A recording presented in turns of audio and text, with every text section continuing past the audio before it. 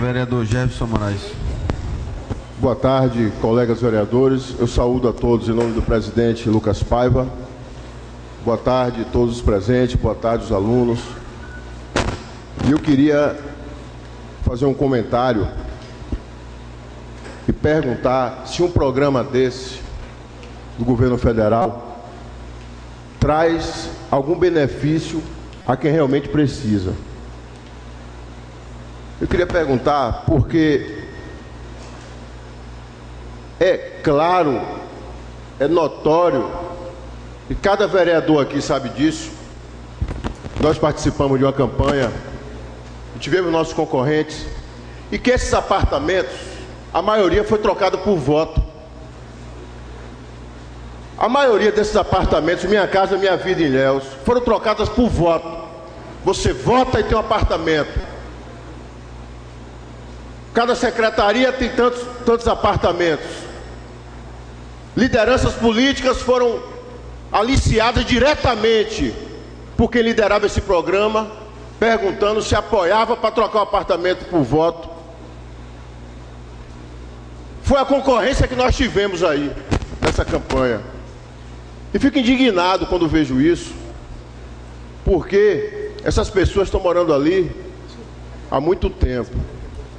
E essa moradia aumenta. Passa lá, tira uma foto e passa depois do mês, se não tem um barraquinho em cima do outro, que já está chegando depois da ponte agora. Já chegou depois da ponte, eles invadindo o mangue devagarzinho, porque não tem onde morar. E outra coisa, ali é visível, porque a gente passa ali, mas tem lugar pior, gente, aqui em Ilhéus. Vai na Barra, lá na boca da Barra, vai no Cominho, no Corante, para você ver a favela em cima lá da Bahia, sem esgoto, sem nada, sem condição nenhuma de moradia lá. E as pessoas lá também não foram contempladas por esse programa. Então, a gente vê essa situação o tempo todo, a gente não vê solução para isso.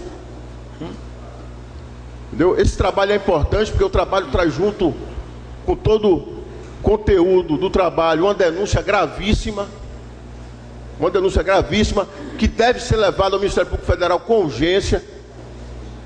E o que a gente pode fazer de imediato aqui, presidente, vereadores, é fazer um requerimento ao prefeito que nenhum apartamento seja entregue em Ilhéus antes de contemplar esses moradores. Nenhum apartamento que falta ser entregue seja entregue sem contemplar os moradores, vereador, que estejam cadastrados no programa Minha Casa Minha Vida.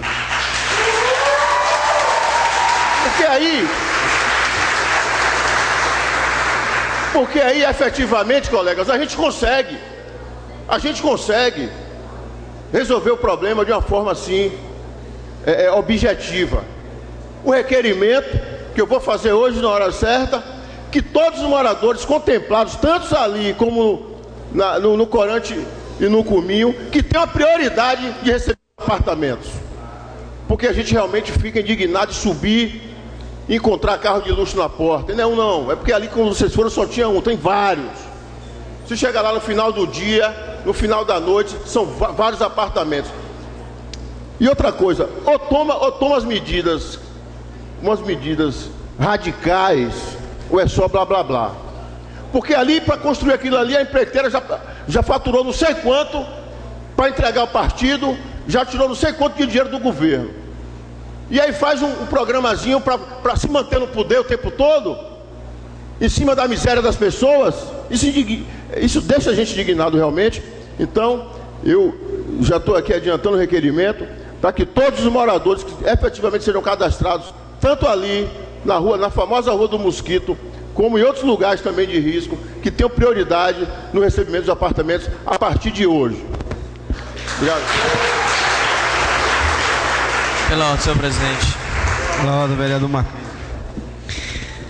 Senhor presidente, eu moro no Teotônio Vilela há 27 anos e acompanho toda essa problemática antes mesmo de ser vereador, enquanto um cidadão comum, que eu sempre procurei acompanhar as movimentações políticas da cidade.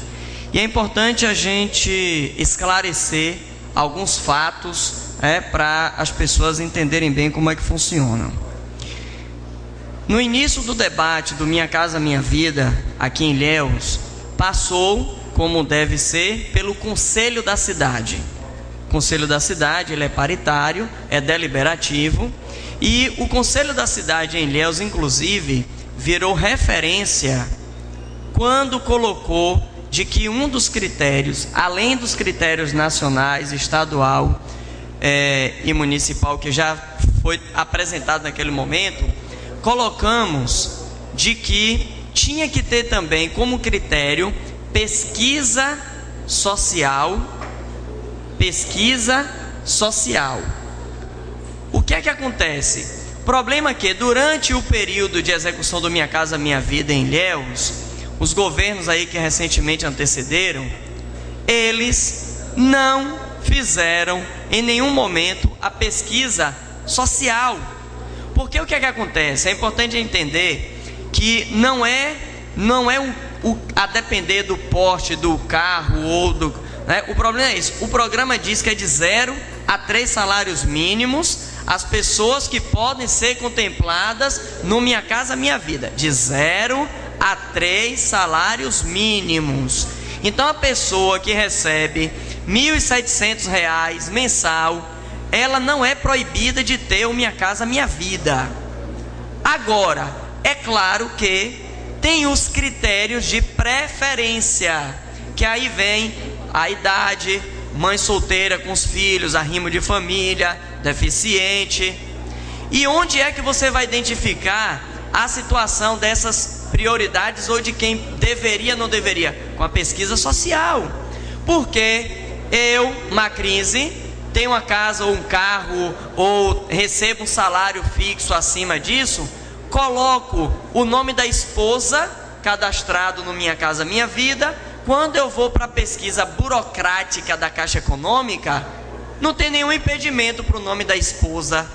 A pesquisa social iria identificar se a pessoa está acima dos 3 salários mínimos e também ver qual seria o número de prioridades, porque também não adianta a gente se iludir. Eu não sei dizer exatamente quantas pessoas têm cadastradas hoje no Minha Casa Minha Vida em Ilhéus, porém eu sei que tem mais gente do que o número de casas que foi construída. E até me preocupa de que não sei se esse governo golpista que assumiu vai dar seguimento a um projeto tão importante como esse do Minha Casa Minha Vida, né? Então, o que é que a gente precisa ter ciência, né?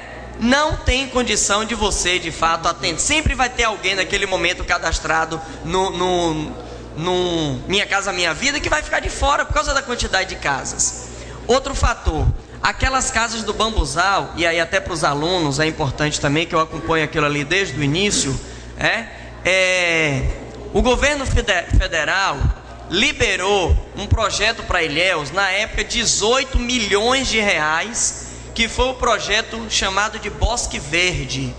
É um projeto que construiu lá dentro do Teotônio Vilela 272 casas. Esse projeto Bosque Verde foi feito especificamente para atender as pessoas do Bambuzal e da Rua Manguezal, que o pessoal chama de Rua do Mosquito, que vocês viram ali no Bambu, mas entrando ao mangue, você já está lá junto do Vilela, por dentro do mangue. Então, a priori, as pessoas do Bambuzal não tiveram prioridade no Minha Casa Minha Vida, porque estariam com casa garantida nas 272 casas dentro do Vilela. O BBB como é? PP Favela, né? Que foram 18 milhões. Ocorre que durante os 4 anos da gestão anterior, o projeto ficou abandonado, parado. As casas estavam já com 75% da obra pronta. E hoje você tem que considerar talvez 50%, 60% pronta, porque as pessoas foram tirando telha, tirando madeira, bababá.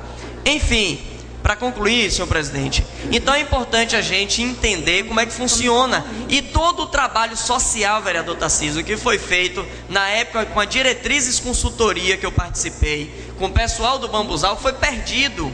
Então o que a gente precisa a partir de agora é que a nova gestão, que tem mostrado sinais de preocupação, correu atrás lá em Brasília para recuperar o projeto que estava quase perdido desses 18 milhões e que ia ter que devolver mais de 20 milhões se não fizer o projeto.